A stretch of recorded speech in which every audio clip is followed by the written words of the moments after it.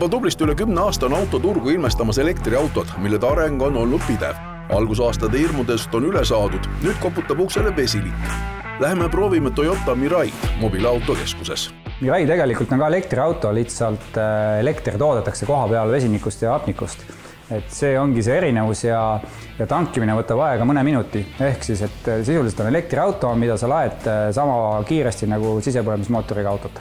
Natuke sellest autost ikkagi lähemalt. On küll Toyota firmamärgi all, aga targemad juba hoomavad siit ära, et päris võib-olla see ikkagi Toyota ei ole. Toyota Group küll, jah? Jaa, et tegemist on siis teise generatsiooni Miraiga ja see on uus kere, aga ta on ikkagi Lexus LS baasil, mis tähendab, et ta on üsna luks auto, tal on hästi palju lisasi ja selles mõttes kasutatud kujul täna väga hea auto selle raha eest. Meil oli ka juba eelmisest aastast see auto, sest tanklad pidid tulema eelmine aasta, aga ei tulnud. Nüüd siis on esimene tankla Tallinnas olemas, täpsemalt Väos ja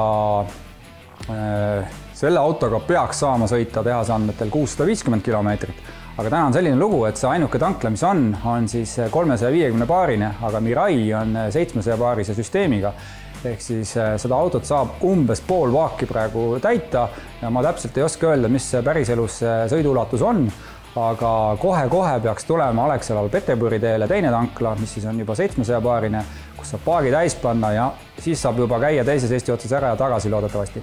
Te olete ise teinud ka väikse võrdluse elektriauto kontra vesinikuauto, et kui nüüd hakkame neid kulusid siin kokku panema, siis millised need vesinikuauto puhul on, ütleme võrreldes näiteks elektriautoga? No täna võrreldes elektriautoga öö ja päev ja kahjuks sedapidi, et vesinikuauto on üsna ebaratsionaalne. Et vesiniku kilo on täna 14 eurot, sellel kulu mõõdetakse kilodes ja 1 kiloga saab sõita tehasandmetel saab sõita 0,85 kiloga 100 kilomeetrit, aga päriselus läheb 100 kilomeetri peale 1 kilo, ehk siis umbes 14 eurot 100 kilomeetrit, mis on elektriautoga võrreldes väga kallis. Mis siis ikka on see, mis peaks motiveerima vesinikautot soetama? Täna küll nüüd seda autot vaadata, siis loodetavasti see on tulevik. Hetkel tundub kallis, aga ma ütlen, et auto, mis maksab täna Saksamaal, saab neid kasutatud kujul umbes 20 000-ga, me räägime 20 000-ga. Et sellise autoga sõita, seda on võrreldav siis kui ta on Lexus LS, mis on lipulaev, ehk siis S-klassi Mercedes, A8, 7 BMW, ehk sisuliselt sa saad selle raha eest luksauto ja see kütusekulu võrreldes nende autodega ei ole suurem, et kui me võtame suure bensiiniauto näiteks, et ta võtab 10 vähemalt, eks, et bensiin on veel kallim, eks, et siis ei olegi hullu. Ehk et kui sa oled siin Tallinn või Harjumaa inimene ja tahad sõita hea autoga väikse raha eest, see on kordades odavam kui võtta mõni sama klassi sisepõlemismootoriga auto. Nii et Saksamaalt järelturult on neid võimalik läbi mobile osta 20 000 euroga. Jaa, et tegelikult isegi just täna hommikul vaatasin, et esimene auto oli küll suure läbisõiduga, oli 12 000 eurot. Aga jah, need hinnad on 20-25, sõltub läbisõidust.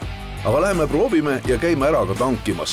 Kui me klassikalistel autodel oleme harjunud sellise tahomeetriga, mis näitab siis automootori pöördeid, et siis on ka umbes analoogne asi olemas, aga see näitab siis õhukulu hoopis tükkis ja kui siit ikkagi usinasti vajutada, siis võib siit 5000 kätte ka saada, aga ei hakka siin liikluseeskirja rikkuma ja kiirust ületama linnas.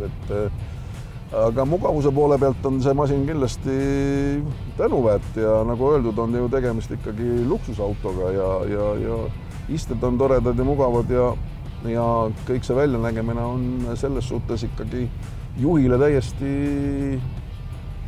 tipptase.